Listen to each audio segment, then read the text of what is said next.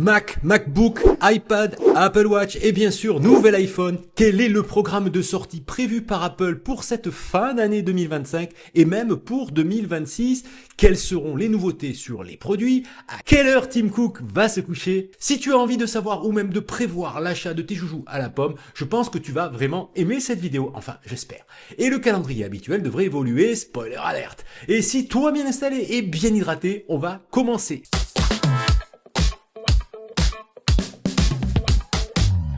Salut à tous, c'est GK Content, j'espère que vous allez bien, j'espère que tu vas bien.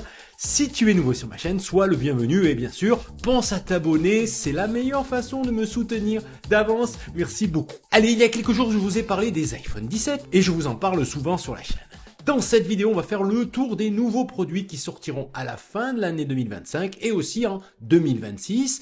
Je vous parlerai quand même des nouveaux iPhones plus tard, pour ceux qui auraient raté la précédente vidéo. Alors pour ceux qui sont nouveaux sur la chaîne, j'ai choisi de louer mon iPhone 16 Pro Max chez Nextmobile. Je change donc mon iPhone chaque année, c'est l'avantage du concept de location. Tu peux d'ailleurs aussi louer un MacBook, un iPad, une montre connectée, bref, je te mets le lien dans la description de cette vidéo avec un code promo sympa. Apple, qui devait dévoiler de nombreux produits à la fin de l'année 2025, aurait finalement repoussé certains lancements, on va en parler. Ces produits, donc des MacBook, iPad et iPhone, devraient être présentés début 2026 et pourraient intégrer quelques nouveautés intéressantes. On va éclaircir tout ça, mais attention, en 2025, il y aura aussi des nouveaux iPhones, évidemment les iPhone 17. Mais pas tous les iPhone 17, vous allez voir. On commence les amis par les Mac, et plus particulièrement les nouveaux MacBook, les amis. Mon MacBook Pro est mon outil tech préféré, et de loin, je le préfère même à mon iPhone, c'est dire. Dans un article publié par Bloomberg, le fameux Mark Gurman a dévoilé les projets d'Apple pour les mois à venir, en particulier la première partie de l'année prochaine. Ce rapport vise à éclaircir les projets de l'entreprise, alors qu'elle a peine à faire des progrès significatifs dans le domaine de l'intelligence artificielle. On va pas revenir là-dessus les amis. Apple aurait donc décidé de repousser la sortie de ses MacBook Pro pour 2026. On pouvait a priori les attendre pour la fin de l'année 2025, pour le mois d'octobre, c'était le cas l'année dernière. Selon l'expert, ce ne sera pas le cas. Même si rien n'est plus sûr les amis, Apple peut décider de lancer les joujoux avant la fin de l'année. Vous l'avez compris, c'est encore trop tôt pour en être sûr. Gurman mentionne que les MacBook Pro seront équipés des puces M5, M5 Pro et M5 Max, qui seront les derniers modèles à arborer le design actuel d'ailleurs. Des changements plus importants sont attendus pour la génération suivante, avec l'introduction d'un écran tandem OLED à la place du mini LED et d'un châssis qui sera aussi mis à jour. Il devrait être plus fin d'ailleurs. Vous l'avez compris, ce sera une mise à jour de produits, avec aussi l'arrivée a priori du Wi-Fi 7, mais rien de fou à part la puce M5 déclinée. Si vous voulez changer de MacBook Pro ou encore en acheter un, si vous pouvez attendre encore, ce serait judicieux je pense, enfin c'est vous qui voyez. De plus, 2 modèles de MacBook Air seront disponibles, tous deux limités à la puce M5 bien sûr. Alors, Apple lancerait-il un nouveau MacBook Air pour le dernier trimestre 2025 ou plutôt le printemps 2026? Là aussi, c'est pas la peine de vous bourrer le mou avec une date de sortie, on n'en sait rien. Je miserai plus sur le printemps 2026 pour ma part. Apple a tendance à prioriser ses MacBook Pro en termes de sortie. Par contre, on peut estimer que la mise à jour du produit aura droit à la nouvelle puce Apple M5 évidemment, gravée en 3 nanomètres chez TSMC. Quelques évolutions sont attendues, la plus importante étant probablement là aussi la prise en charge du Wi-Fi 7. En ce qui concerne la RAM, il est peu probable qu'Apple augmente la capacité standard qui est de 16 Go depuis fin 2024. Aucune autre évolution n'a encore fait l'objet de rumeurs. Dès que j'ai du nouveau, si je vous tiens au courant du coup. Apple a souvent conservé un modèle de génération précédente à prix réduit au catalogue afin de proposer un tarif plus attractif en entrée de gamme et surtout pour écouler les stocks. Cependant, avec le MacBook Air M4, c'est la première fois que ce n'est pas le cas depuis la transition vers les puces Apple Silicon. Avec le MacBook Air M5, Apple pourrait adopter une stratégie différente en lançant un nouveau modèle d'entrée de gamme équipé non pas d'une puce de classe M, mais de la puce A18 Pro issue de l'iPhone.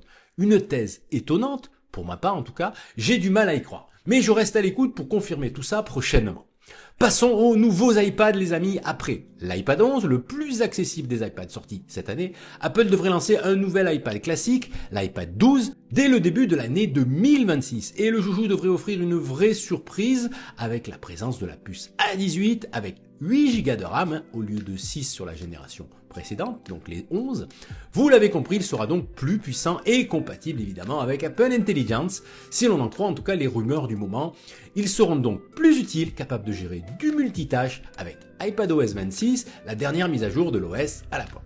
Concernant le design et l'écran, Apple ne devrait pas faire évoluer son iPad d'entrée de gamme pour maintenir un prix attractif autour des 400 € avec toujours 128 Go de stockage. D'après Mark Gurman, l'arrivée d'un nouvel iPad Air surviendrait quelques mois après celle de l'iPad Pro qui devrait adopter la puce M5 dès cet automne. Ces nouveaux modèles auraient pour nom de code J707, J708, J737 et J738, version Wi-Fi et cellulaire sur deux tailles. Ils se contenteraient d'évolutions de routine, les nouveaux modèles d'iPad Air passeront de la puce M3 à la puce M4, mais ne présenteront sinon que des modifications assez limitées, une mise à jour on va dire classique. Allez, on va parler quand même des iPhone 17 un tout petit peu, car je vous en parle souvent sur la chaîne et j'ai prévu une grosse vidéo pour dans quelques semaines. Mais rapidement, on aura droit donc à 4 modèles si tout va bien, l'iPhone 17 classique, l'iPhone 17 Air, le fameux ultra fin, l'iPhone 17 Pro et l'iPhone 17 Pro Max. Les joujoux seront présentés en principe en septembre, on parle déjà du 9 ou du 10 septembre 2025, ça reste à confirmer la date, je vous tiens au courant évidemment. Si vous voulez en savoir plus les amis, je vous mets un lien juste ici pour aller plus loin sur les nouveautés attendues. Apple devrait en garder d'ailleurs sous le pied, si je puis dire, pour présenter un autre modèle d'iPhone en 2026, à savoir le nouvel iPhone 17e, le remplaçant de l'iPhone SE, qui devrait donc être annoncé au printemps 2026. Aux côtés des iPhone 17, toujours en septembre donc, Apple présentera ses nouvelles Apple Watch. Cette année, Apple devrait présenter 3 nouveaux modèles de montres connectées. La nouvelle Apple Watch SE abordera un design repensé, tandis que les Apple Watch Série 11 et Ultra 3 introduiront des nouvelles fonctionnalités. Bien que les détails sur cette gamme à venir soient encore rares, quelques changements potentiels ont déjà été révélés. En entrée de gamme, l'Apple Watch SE devrait adopter un nouveau design, donc selon toujours Mark Gurman, Apple aurait exploré l'utilisation d'un châssis en plastique pour réduire les coûts et permettre une plus grande variété de couleurs vives et aussi de sortir un prix plus serré. Cependant, il n'est pas certain que cette approche ait été retenue. On va voir. De plus, Apple pourrait intégrer des écrans plus grands en réduisant les bordures autour de la dalle, s'inspirant du design affiné introduit sur l'Apple Watch série 10 l'année dernière. En termes de composants, la puce Apple S8 devrait être remplacée par un modèle plus récent et plus durable, bien que l'Apple Watch SE3 puisse bénéficier d'autres améliorations, il est peu probable qu'elle empiète sur le territoire des modèles supérieurs évidemment. L'Apple Watch Série 11 et l'Apple Watch Ultra 3 devraient garder le même design que leurs prédécesseurs. La principale nouveauté devrait être l'intégration d'un capteur de pression artérielle permettant de détecter l'hypotension et l'hypertension évidemment. Cette fonctionnalité était initialement prévue pour l'année dernière, mais a finalement été repoussée. Mark Gurman évoque également la prise en charge de la 5G RedCap pour les modèles cellulaires au lieu de la 4G actuelle. L'Apple Watch Ultra 3 pourrait également bénéficier d'une connectivité satellitaire.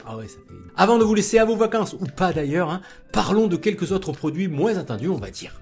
Un nouveau moniteur pourrait être présenté, mais les détails spécifiques restent flous. Apple développe plusieurs projets, notamment le Studio Display 2, un écran 7K et le Pro Display XDR2, mais aucune date de sortie précise n'a été annoncée. Concernant le fameux HomePod, le premier écran connecté d'Apple axé sur la domotique, Gurman confirme que son lancement est tout simplement reporté à la première partie de 2026. Ce retard est principalement dû aux difficultés rencontrées par Apple dans le développement de Siri et de son IA, évidemment, un élément central de ce produit évidemment. Effectivement, ce serait dommage de sortir un tel produit avec un Siri toujours à la ramasse. Voilà pour cette vidéo sur les nouveaux joujoux Apple attendus fin 2025 et aussi en 2026. Si vous avez aimé, alors dites-le avec le pouce en l'air.